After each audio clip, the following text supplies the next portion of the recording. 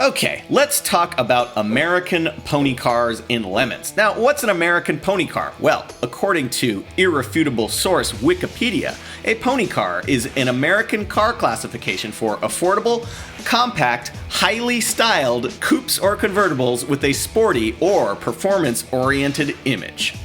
With that in mind, let's talk about the Camaro.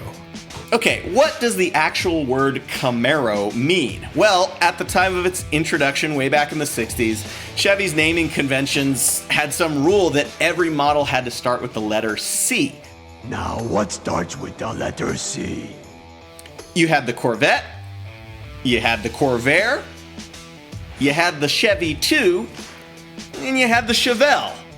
So unlike all of those models where their name actually means something, the Camaro is just totally made up. Now, if you believe what you read on the internet, Chevy's marketing people chose Camaro from a list of 2,000 C words. Now, of all things, it's some kind of bastardization of an uncommon French phrase meaning camaraderie. It's mixed with English. But Chevy chose it because it sounded lithe and graceful. But then, when asked about it, some other GM exec said it was a small, vicious animal that eats Mustangs. So basically, Camaro don't mean. Now let us just clear up a quick point of contention. Because it's a made-up word, I don't think you can make the argument that there's a correct way of spelling it.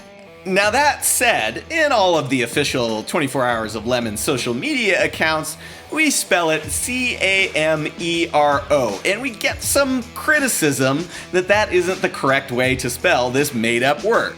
No one at Lemons HQ has ever owned a Camaro, so who are we to say how it's supposed to be spelled? If you go and look for it on classifieds pages, it's usually spelled C-A-M-E-R-O. And if the owner's writing it that way, who are we to argue? Now, it's a bit of a generalization, but we have noticed through the years that you're going to find basically three types of Camaro owners. Number one, responsible keeper of Americana. This is the person that gets a WS6 Trans Am, speculates on it, thinks it's going to be his retirement when he sells it with 12 miles on the odometer and the plastic wrap still on the seats. Number two, as far as owners go, is the person who thinks, well, it's just a car. Maybe it's a V8, it's probably a base model with a V6, and it basically lives the same kind of life as a Malibu Max or a Cobalt.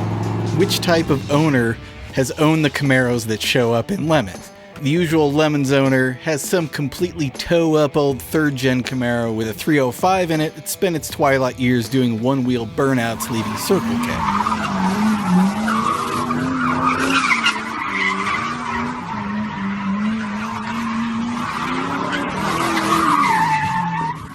Now, for reasons that are not entirely clear to us, the small block Chevy V8 doesn't have a great track record in Lemons. We don't really know why. Some of them have done well, but just on the whole, they aren't as good as they seem to be on the street. If there's one pattern, and I'm still not so sure on the science of this, but the lower performance versions, 305, low compression 350, those seem to do a little better. But here's the thing, the kind of person who willingly runs a Camaro in a road race maybe has the personality that leans a little bit towards excess. So if your Camaro came with a 305, Lemons people usually like, yeah, I got a 350, I'm gonna upgrade to that. Some people like, man, I'm gonna stroke it out, 383, 408, and they always wind up on the trailer. There are a few notable exceptions. We've had 3 different Camaros that have won races overall in Lemons, but there's kind of a catch there. I Wanna Rock took them 15 races to win one. Team Blackbird took them 16 races to win one. Save the Tatas Racing has won 7 races with their Camaro, but that first win came only after 12 races of blowing it up. And when it comes to Save the Tatas, I think we all know what their true secret to success really is.